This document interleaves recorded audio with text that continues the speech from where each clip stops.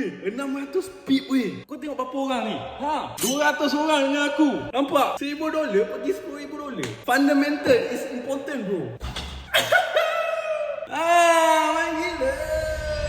Assalamualaikum, salam hormat. Malam ni adalah malam NFP, malam news dan malam volatility untuk US market dan gold. Aku hari ni diteman dengan 200 orang anak hantu kat sini. Ini adalah akaun aku malam ni, $1,669 ready to burn. Oi, 21k like. Okey, mantap. Bigger S ke B. Jalan terus collect jalan terus collect. Tak cakap banyak punya. Nampak H4 sekarang sangat kacip, double bottom. Weekly dah reject sini. Tapi H4 M30 M15 compress untuk sell. Kinda crazy tu. ADP NFP pun dah tunjuk hint untuk continue to bull ataupun nak pacat lagi, sebab ADP NFP semalam swasta punya result sangat-sangat teruk untuk US. But technicality sekarang dia nampak compress sell. Expect a spike, a little bit spike. Let's go boys. Dengan lafaz bismillah, go buy now.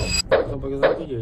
Pelan-pelannya guys, pelan-pelannya. Kau akan bagi dalam rumah biru. Aku ikut fundamental tapi expect spike, okay? Dengan lafaz bismillah, okay guys. Dah lama tak menang news ni. Lagi-lagi lama tak menang NFP.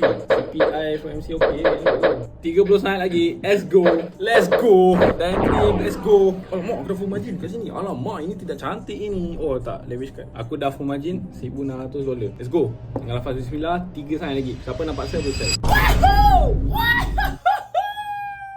Vamonos! Let's go boys. Kita boleh collect on now. 400 pip. Holy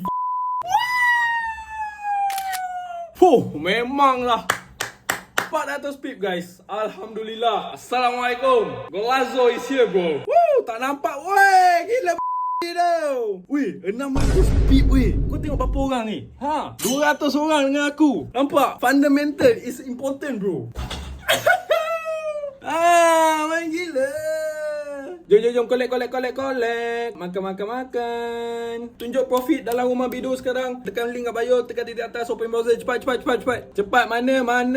Daripada $1,600 aku dah flip berapa ribu ni? 10,000%, dekat 1,000%. $9,000 kan ni? Live trade, account dia. $1,000 pergi $10,000. Main gila dengan aku, main gila. Guys, aku nak korang bagi kata-kata sikit. Bagilah support korang ke apa ke. Tapi terima kasih lah siapa yang percaya aku. Siapa yang percaya yang seorang lagi sell tu, maaf cakap. Fundamental bro. Kau kena percaya fundamental.